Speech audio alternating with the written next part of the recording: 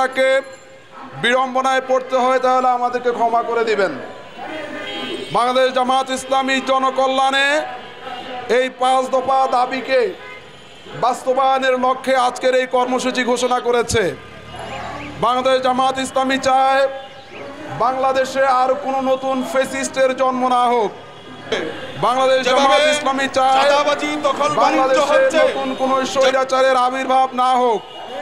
বাংলাদেশ জামাত ইসলামী জনগণের এই চাওয়াকে, জনগণের অধিকার আদায়কে প্রাধান্য দিয়ে একটি ন্যায় ও ইনসাফপূর্ণ সমাজ গঠন করতে চায় এবং এই ন্যায় ও ইনসাফপূর্ণ সমাজ গঠনকে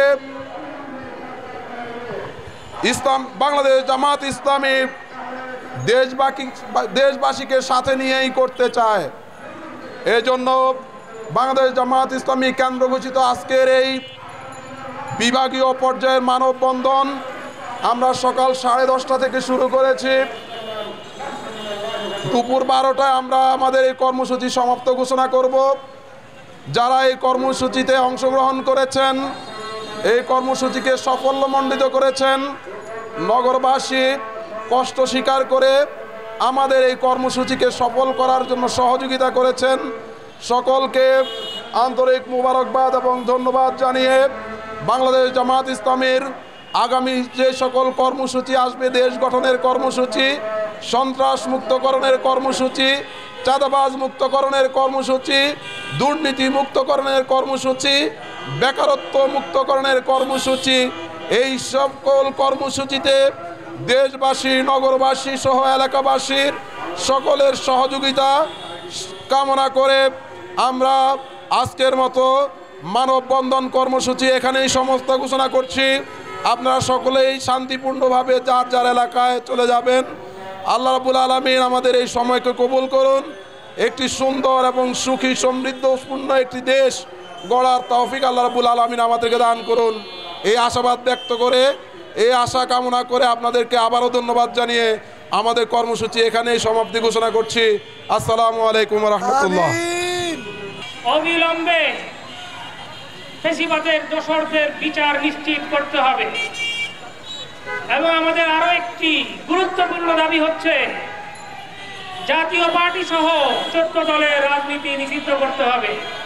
আমরা মনে করি জাতীয় পার্টি এই নির্বাচনে যদি থাকে, তারা আওয়ামী লীগের বি টিম হিসাবে কাজ করবে। এই জন্য আমাদের দাবি হচ্ছে আওয়ামী লীগের পাশাপাশি জাতীয় পার্টি এবং 14 দলের রাজনীতি অবিলম্বে নিষিদ্ধ করতে হবে। বাংলাদেশ খেলাফত মজলিস সমমনা 7টি দল সহ 5 দফা দাবিতে ধারাবাহিক কর্মসূচি পালন করছে। যদি এই দাবি বাস্তবায়ন না হয়, তাহলে অচিরেই আরো কঠোর কর্মসূচি দিতে আমরা বাধ্য হব। সামনের আন্দোলনে সকলকে অংশগ্রহণের উদাত্ত আহ্বান জানিয়ে আমি আমার বক্তব্য শেষ করছি। 1971 সালে রক্তক্ষয়ী যুদ্ধের মধ্য দিয়ে বাংলাদেশ স্বাধীন হয়েছিল। সর্বশেষ অনেক চড়াই উতরাই পার হয়ে 2024 সালে 5ই আগস্ট বাংলাদেশ আবার নতুন করে ফ্যাসিবাদ মুক্ত হয়।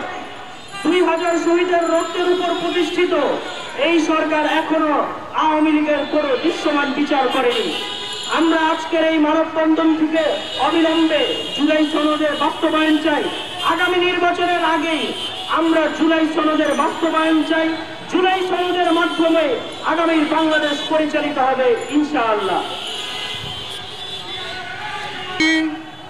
আমরা মনে করি 24 জুলাই আন্দোলন, গণ অভ্যুত্থান যেই আশা আকাঙ্ক্ষা নিয়ে সংগঠিত হয়েছিল, এদেশের ছাত্র জনতা জীবন দিয়ে যে পরিবর্তন এনেছিল, সেই পরিবর্তনের আশা আকাঙ্ক্ষা আমাদের পুরাতন রাজনৈতিক বন্দোবস্তর মধ্য দিয়ে সেই আশা আকাঙ্ক্ষা ধূলিসাৎ হচ্ছে।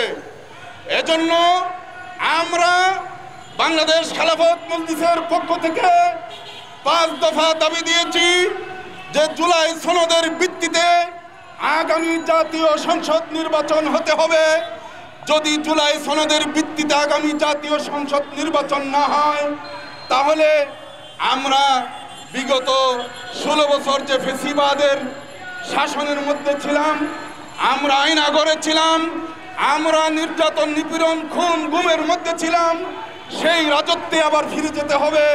অতএব জুলাই সনদ এর আইনি ভিত্তি দিয়ে গণভোটের মাধ্যমে আগামী নির্বাচন যেন অনুষ্ঠিত হয় সেই ব্যবস্থা করতে হবে। প্রিয় উপস্থিতি, আমরা মনে করি বিগত ফেসিবাদী শাসন আমল যাদের মাধ্যমে দীর্ঘায়িত হয়েছিল, প্রতিষ্ঠিত হয়েছিল, যারা তাদের সহযোগী, এই জাতীয় পার্টি 14 দল সহ এই সহযোগীদেরকে নিষিদ্ধ করতে হবে, তারা যেন আগামী নির্বাচনে অংশগ্রহণ করতে না পারে। আমরা মনে করছি এবং দেখছি এই দেশে কোন মহল জাতীয় পার্টিকে নির্বাচনে আনার মাধ্যমে আওয়ামী লীগকে নির্বাচনে আনার সুযোগ করে দেওয়ার পায় তারা করছে। আমরা এই ষড়যন্ত্র রুখে দিব ইনশাআল্লাহ। প্রিয় উপস্থিতি,